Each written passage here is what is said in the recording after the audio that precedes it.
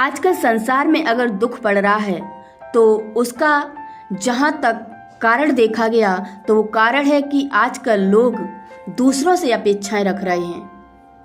आज हम दूसरों से अपेक्षा रखने लगे हैं। हम चाहते हैं कि लोग हमें समझें, लोग हमें सुख दें, लोग हमारे साथ शांतिपूर्ण व्यवहार करें, परिवार के सदस्य हमारे साथ प्यार से बात करें, और हम दूसरों से यही अपेक्षा रखते हैं, इसीलिए परेशान होते हैं। क्योंकि हकीकत यह है कि हमें यह व्यक्तियों से प्राप्त नहीं हो सकता है।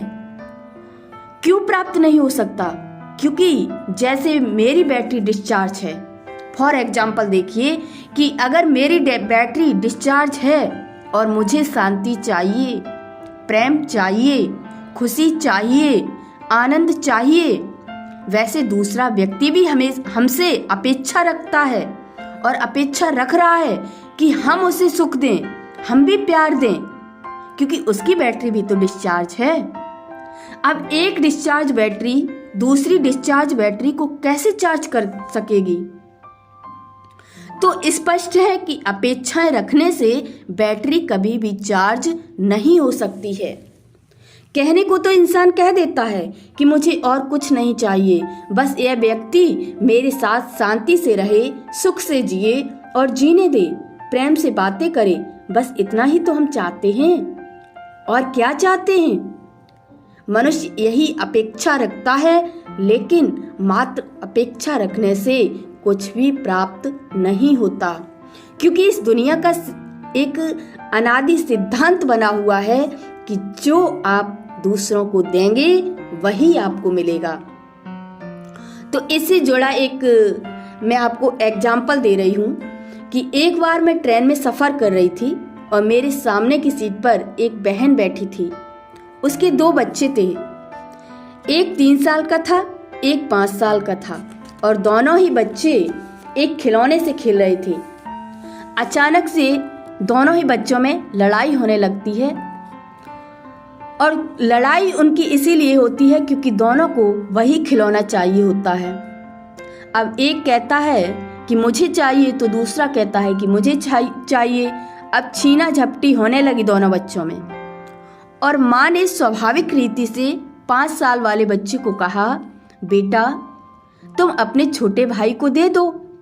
आप भी उसकी जगह पर होते तो शायद यही कहते कि छोटे वाले को दे दो। उस 5 साल वाले बच्चे ने सवाल पूछा अपनी माँ से कि क्यों दे दूं? क्यों मुझे ही देना चाहिए? ये मुझे क्यों नहीं दे सकता? तो उस माँ ने स्वाभाविक तौर पर कहा कि बेटा तू बड़ा है, ये छोटा है, इसलिए छोटे को दे दो। वह 5 साल वाला बच्चा थोड़ी देर सोचकर अपनी माँ से कहने लगा कि माँ, मैं तो हमेशा इससे बड़ा ही रहूंगा, यह तो कभी मुझसे बड़ा होने वाला ही नहीं है। क्या हर बार मुझे ही बलिदान देना पड़ेगा? मुझे ही त्याग करना होगा? अब उसकी माँ को क्या जवाब देना चाहिए था? आप खुद सोचिए कि उस माँ को हाँ कहना चाहिए उस बच्चे से या ना कहना चाहिए। क्योंकि अगर हाँ कहे तो बड़े बच्चे के साथ अन्याय हो जाएगा, क्योंकि बड़ा होना कोई गुनाह तो नहीं है। पहले का समय कुछ और था, जबकि माता पिता अपने बच्चों से जो कहते थे तो बिना सवाल किए बच्चे वही करते थे। लेकिन अब बच्चों का IQ इस तर्क को स्वीकार नहीं कर सकता है। अब वह माँ मेरी तरफ देखकर कहने लगी कि कभी कभी आज के बच्चे ऐसे सवाल कर देते हैं कि उनको क्या जवाब दें यह भी समझ में नहीं आता। वैसे मुझे भी ट्रेन में समय गुजारना ही था। मैंने उस बड़े बच्चे को बुलाया और पूछा, तुम्हें यह खिलौना चाहिए? तो उसने कहा हाँ चाहिए। मैंने कहा देखो 2 मिनट के अंदर तेरा भाई तुझे यह खिलौना दे देगा। वह अपने भाई को शायद अच्छी तरह जानता था, तो उसने मुझे कहा कि वह नहीं देगा। मैंने कहा अगर दे दिया तो? उसे मेरी बात थोड़ी चुनौतीपूर्ण लगी, तो मेरे पास आकर कहने लगा कैसे? मैंने कहा तब तक हम एक खेल करते हैं, क्योंकि दूसरा कोई खिलौना न मेरे पास था न उस माँ के पास था। मैंने कहा हम अपना हाथ आपस में घिसेंगे और तुम उसको स्पर्श करना। यदि तुमने मिस किया तब हम तुमको करेंगे। उसने कहा ठीक है। बड़ा बच्चा मेरे साथ खेलने लगा, लेकिन उसका ध्यान इस बात पर था कि उसका भाई खिलौना देता है या नहीं देता है। दूसरी ओर वह छोटा बच्चा खिलौना अपने हाथों में जकड़कर बैठा था और खेल नहीं रहा था। उसका ध्यान हमारी तरफ था कि हम क्या खेल रहे हैं। आखिर उसको लगा कि बड़े भाई का खेल ज्यादा दिलचस्प है, तो उसने अपने खिलौने को एक तरफ रख दिया और मेरे पास आकर कहने लगा कि अब मैं उसके साथ भी यही खेल खेलूं। मैंने बड़े बच्चे को इशारा किया कि अब वह खिलौना ले लेवे। इस बात के लगभग 1 साल के बाद उस माँ के साथ फिर से मेरी मुलाकात हो गई। मैंने स्वाभाविक रीति से उसे पूछा, आपके बच्चे कैसे हैं? तो वह कहने लगी कि उस दिन के बाद उसके घर में लड़ाई ही समाप्त हो गई। तो मैंने कहा क्यों, क्या बात हुई? तो वह कहने लगी कि बड़े बच्चे ने एक ऐसी टेक्निक सीख ली कि जब भी उनके बीच छीना झपटी होती है तो वह तुरंत ही उसे दे देता है और देने के बाद वह अपने कमरे में जाकर दूसरा कोई खिलौना लेकर आता है।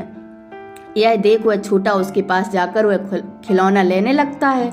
बड़ा दूसरा खिलौना उसे देकर पहले वाला खिलौना उठाकर चला जाता है और इस तरह उस बच्चे ने यह सीख लिया कि जो मुझे चाहिए वह पहले मुझे देना होगा।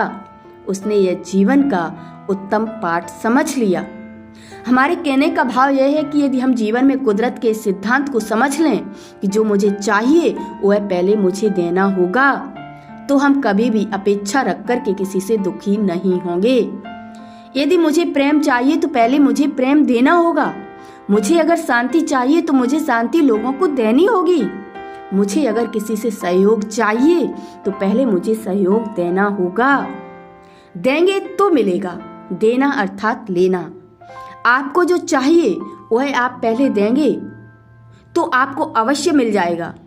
इस तरह से देखा गया कि अपेक्षा रखने से कुछ प्राप्त नहीं होता, बल्कि देने से प्राप्त होता है।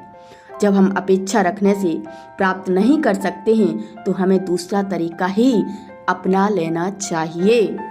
तो आज की इस कहानी से, इस एग्जाम्पल से एक सीख लें और हमेशा पहले देना सीखें, लेना बाद